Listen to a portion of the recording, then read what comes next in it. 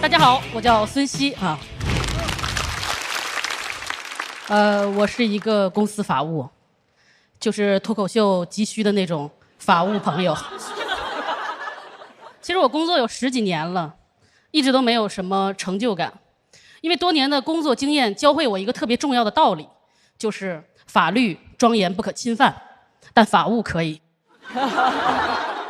我做过的最受摧残的一份工作是在一个暴雷的公司里讨债。我们当时突然爆发了200多起风险诉讼，有几十亿的货款没有追回，领导就扔给我一沓判决书，让我去讨债。我当时特别不能接受这个工作安排，就堵了领导3天，想问他要一个说法。然后领导说：“小孙，你看这精神状态，多适合要债呀。”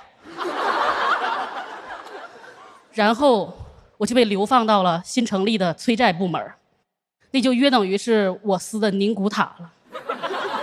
就是领导对团队建设有他自己独特的理解，所以我们那个部门啊，就有那种不得宠的，有犯过错的，有块头大的，有长得丑的，还有那种一看就特别讲义气，但脑子不好使。然后有一个大哥，本来他不需要来我们这儿，但是他喝醉了，说自己小时候学过跆拳道，直接就被空降到我们这儿做了小组长。然后我上班的时候呢，经常就觉得恍惚，觉得自己工作在一个黑帮电影的剧组里。那时候我还有点清高，因为我是团队里唯一一个211毕业的法学硕士。但你们知道吗？当我和他们站在一起的时候，居然毫不违和。我有时候对着镜子看着我这张脸，我都想说：孙熙，你是不是融入社会融入的太快了呀？你也太社会了呀。然后你们也明白，我们虽然看着比较草莽，但其实都是公司里的弱势群体。我记得我们第一次要债的时候特别紧张，想叫2个保安来陪陪我们，直接就被拒绝了，因为我们公司也欠别人钱，保安得留下保护领导。然后催债真的太难了，尤其是法务催债。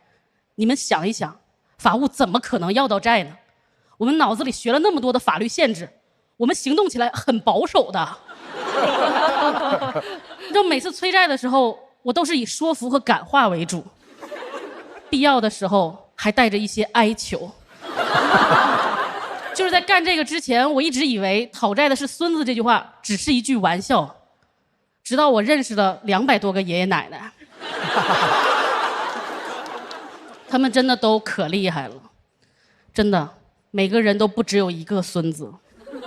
所以每次要债的时候，我们就像葫芦娃一样围在爷爷的身边。每个娃都有一些神通，但就是谁都不能从爷爷身上要回钱来。当然我们也不是每一次都这么窝囊的，我也有过一些职业的高光时刻。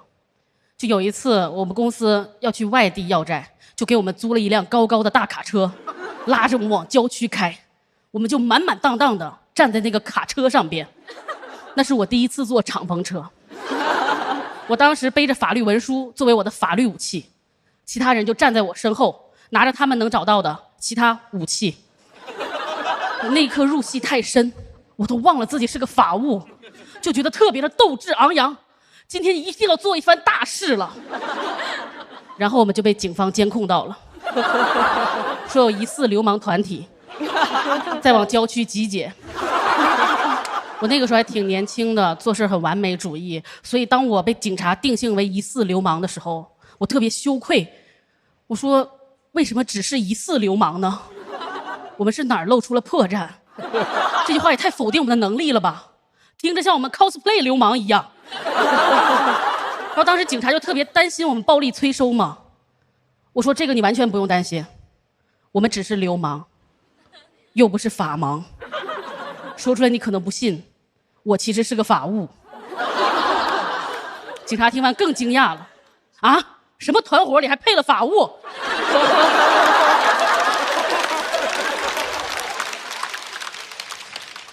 后来警察就让我们登记个人身份信息嘛，然后就在填职业的时候，我犹豫了，在流氓和法务之间，不知道填什么。我以前从没想过流氓也会成为我的一个职业选项。那一刻悲从中来，就想起了老师对我的很多教诲，不是说好只要好好学习就不用干这个吗？然后那一天我们是上午出发，凌晨3点才回家，第二天居然还要上班。那一刻我就特别的愤怒，因为我意识到我们装流氓的比真流氓还要辛苦。真流氓只需要夜里出来就可以了，你们见过早八的流氓吗？然后我在那个公司工作了1年半吧，几乎就没有要到过什么钱，就偶尔不小心要到钱，也会有那种意想不到的烦恼。就有一次有一个债务人特别的配合，主动说要把公司这个月的流水都给我们还债，很感动。然后我就收到了500。你们是不是和我一样的等那个万字？没有，只有500。他欠我们1个多亿，只还我们500。我都感觉这500不是用来还债的，是爷爷给我的压岁钱。然后按照公司的规定，就每一笔还款都要准确的登记在总公司发放的债务登记表里。但是因为我是第一次填那个表嘛，我不知道它是以万元为单位的，只取整数。所以当我那个500输进去的时候，一回车就变成0，一回车就变成0，就真化整为0了。你知道我人活那么大，我第一次觉得小数点好残忍呐，感觉500被逼得投河自尽了，连个水花都没有，连个尸首都找不到，他被困在算法里了。我当时真的特别的慌张，我说我到底要怎么和领导解释？我说领导，你别看它是个0，其实它是500，这个0能花，这叫零花钱。领导会怎么想我呢？啊，小孙可真不错呀，都开始虚拟货币了。然后后来我就实在是没有办法，我就只能把这个500填在了备注栏里。然后每到午夜梦回，你知道吗？总能看见这500，就质问我，为什么500不能参与运算？为什么我的工作如此没有意义？我就感觉我所有的努力就像这500一样，一回车就不见了，一回车就不见了，最后搞得我严重抑郁了。后来我就问我自己，孙熙，早知你把这500花了该有多好呀，是不是就不用上报了呀？公司虽然会因此而告我职务犯罪，但500块钱呢，连定罪的标准都不够呀。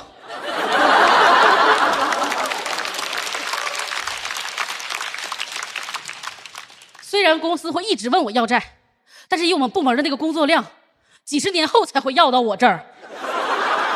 我都能幻想到几十年以后，有一个和我一样的愣头青找到我说，奶奶，该你还钱了。而且我们都特别好奇，为啥你只拿走500呀？然后我就特别骄傲的跟他说，因为我最大的心愿就是这500块钱被人看见。然后我就把500还给了他，他就拿出了电脑，把这500又登记回那张债务登记表里，一个新的零花钱就诞生了。然后我看着他错愕的表情，我凑过去说，要不你也把它花了吧，就当是奶奶给你的压岁钱。讲到这里，谢谢大家。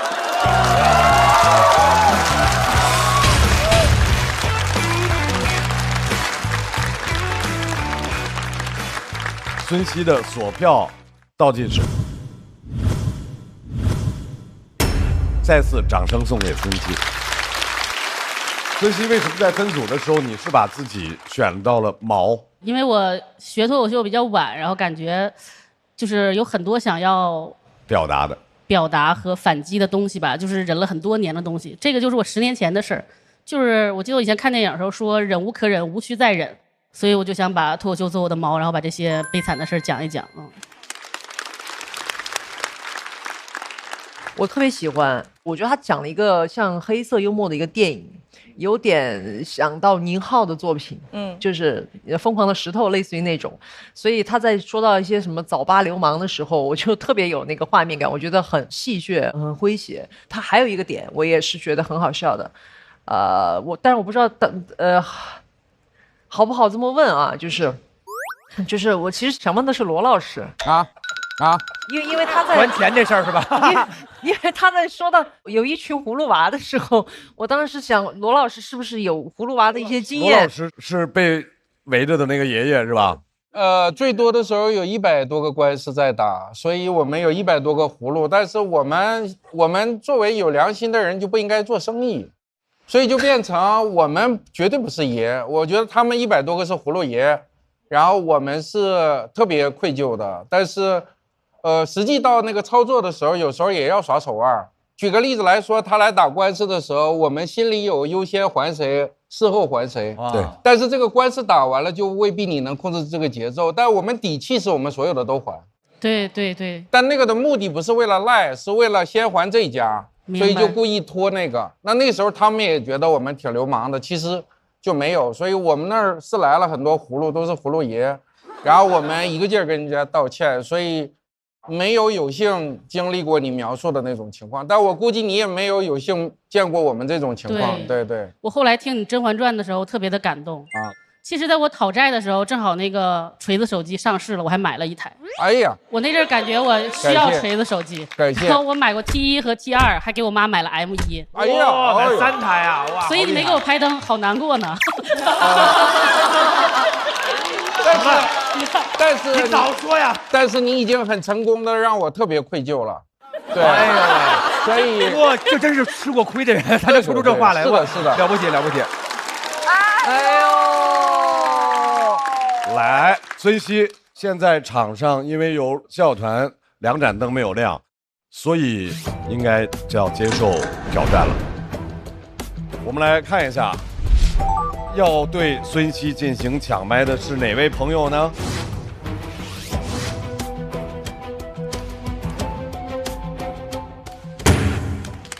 有2位。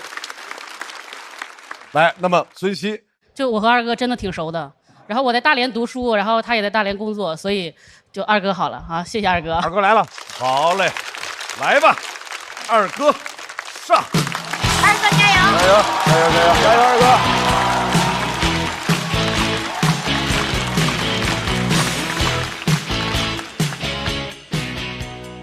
大家晚上好啊，我是二哥啊。那个我的本职工作是一名消防员。谢谢大家，2楼观众注意安全。当我接到这个导演的电话啊，让我上来录节目的那一刹那，我非常的激动。你知道我是第一次录节目啊，给我最直观的感受就是节目办得很正规。无论是逃生通道的设置，还是灭火器的数量啊，都很合理。你知道，我一直是在做兼职消防员啊，不是兼职脱口秀演员。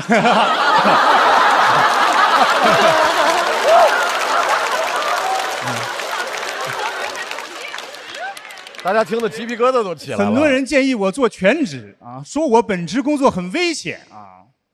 其实我感觉脱口秀它也安全不到哪里去，因为我们本职工作这个待遇非常的好啊，我们备装都是统一配发，内衣、内裤、袜子都是统一配发，营区环境也很优雅。每当我吃完晚饭，都会来到3楼我们那个阳台，伴着夕阳会让我陷入沉思。我就在想，哎，哪条内裤是我的？这我问毛豆。曾经身为海军的你，是否也有这样的烦恼？他说我那裤衩都能当帆。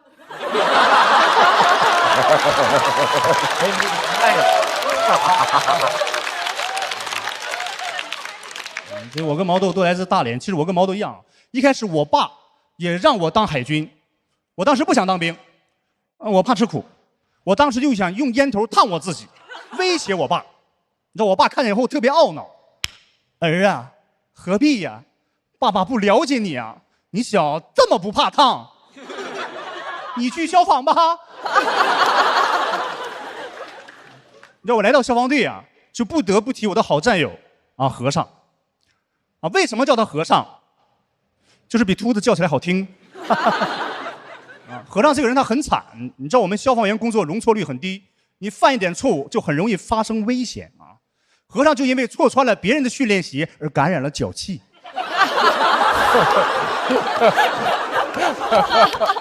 我递给了他一管脚气膏，他说：“好兄弟就应该有福同享。”他也不想想我怎么会有脚气膏。可以鼓掌。你知道我们管理员就熄灯以后不让玩手机。有一天熄灯以后，和尚手机震动突然响，我队长进来查寝，他刚想接，这小脑子活，歘嘴沙底个滋滋滋。我队长笑了，说你把我当傻子呢。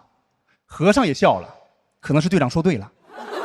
手机被没收了，和尚闷闷不乐来找我，说老二你不讲究啊，队长来了你不会通知我吗？我说我不讲究，我没打电话通知你吗？你知道和尚是我队的开心果啊，给我们带来很多快乐，甚至有的时候在我们工作当中啊，都给我们带来快乐啊。我记得有一天晚上，一个大的厂房起火，大火都被浇灭以后，我们2条枪相对进攻，扑救一些残火。我跟和尚1条枪，我给他拔水袋，我俩就这么样往前进攻。这个时候和尚可能是因为紧张，帽子突然掉了，然后他顶着他的大光头，他这样去捡。你知道消防员在火场里对光是很敏感，对面那个水枪手很有经验，一枪就把和尚干倒在地。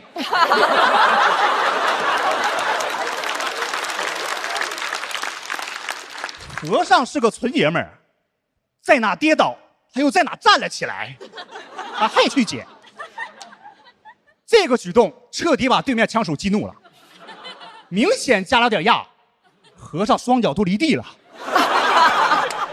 站起来就骂：“还有你有完没完？都自己人！”你知道在空气中光的传播速度，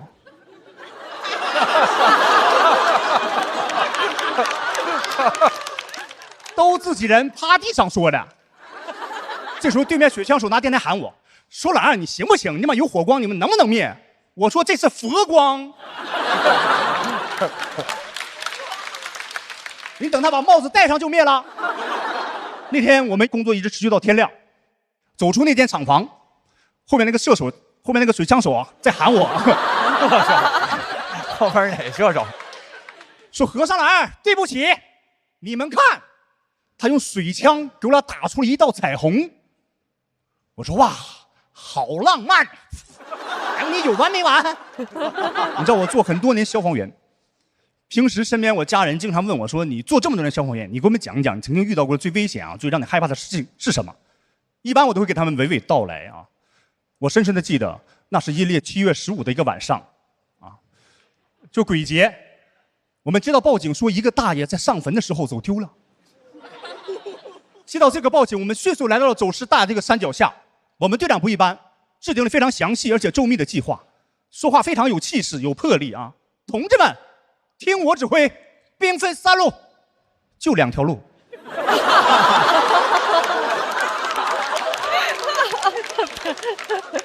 人员分工，和尚老二，你俩中路，中路根本没有路啊，中路不好推啊。和尚在前，我在后，我俩跋山涉水，给我溜个呛。突然来了个坟头，和尚就开始手舞足蹈，你看没有？我以为是不是遇见法师了？但作为一名消防员，我必须保持沉着冷静。我当时都不敢动，我好像要被控住了啊！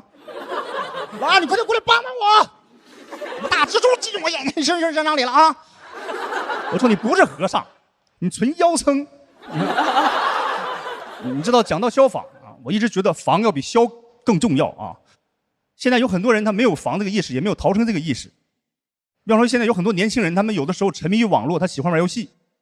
他一开始啊，有的时候他感觉火着的不是特别大啊，他一看没有事儿，我玩完这把排位我再走。你走慢了，你只有排位了。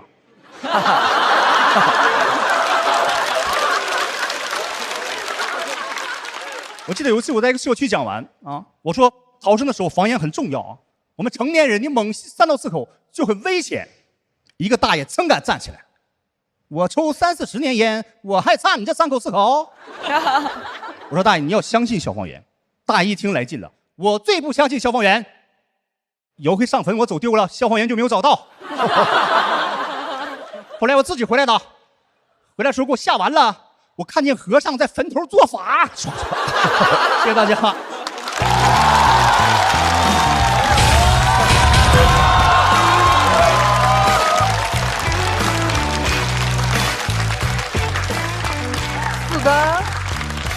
不知道。哇，各位，来为二哥的表演投票。再次掌声送给二哥。二哥，我特别想知道，就是从第一轮的比赛结束到现在，这中间发生了什么？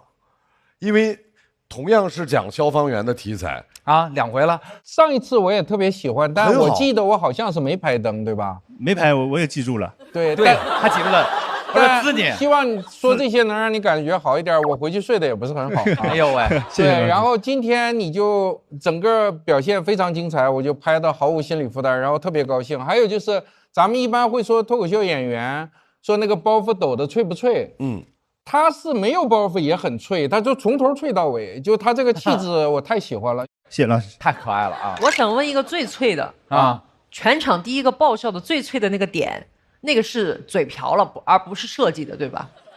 你知道我一直是在做兼职消防员啊，不是兼职脱口秀演员。对嘴瓢了，上海观众对消防员很包容，真的，谢谢。这叫吃螺丝哈，他的粉丝叫螺蛳粉啊。然后那个，哇，好棒！哎，我觉得他有二人转那个感觉，因为好多年没看这种，就特别亲切。因为他有一个特别好玩的点，就是义正言辞的说一个感觉特别严肃的事儿，对，他突然跟你说一脚气，然后对吧？然后就是那个东西一下就能反转出来，真的太好玩了。其实我就想放松的把我们消防员这些故事给大家讲出来啊，因为现在可能很多人提到我们消防员，他都会有。这就会看一些比较视频上一些踩雷个视频的，以为我们的生活是那样的。其实我们的生活当中，我们战友之间的感情，还有平时我们日常生活也会嬉笑打闹啊。其实我来上台讲，就想让大家看看一个真实的消防员啊。可能很多年轻人也会要加入我们这个队伍啊，就是这样。我觉得他用了一招特别显得齐，就是中间讲那个去找大爷，然后听着没了。我说大爷呢？其实我中间等那个大爷，我有分了一会儿神儿，但他很快就回来了。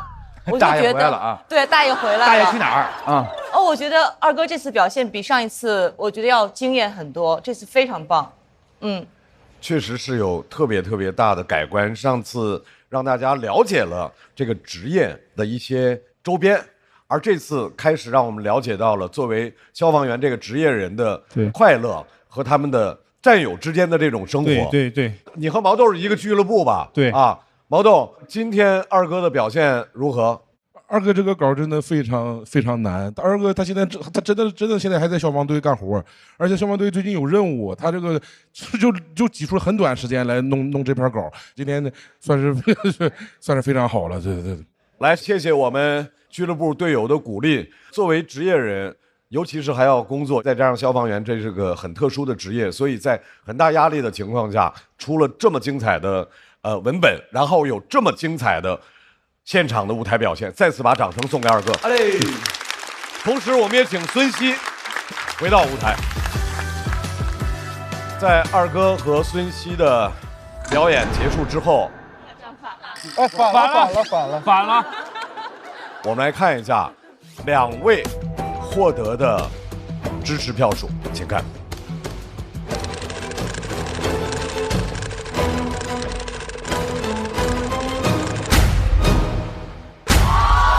二哥说这么好，哇，厉害！二哥获得了非常高的274票。对，又赢了。掌声恭喜二哥进入到下一轮。孙熙要在等候区继续等待下面的结果。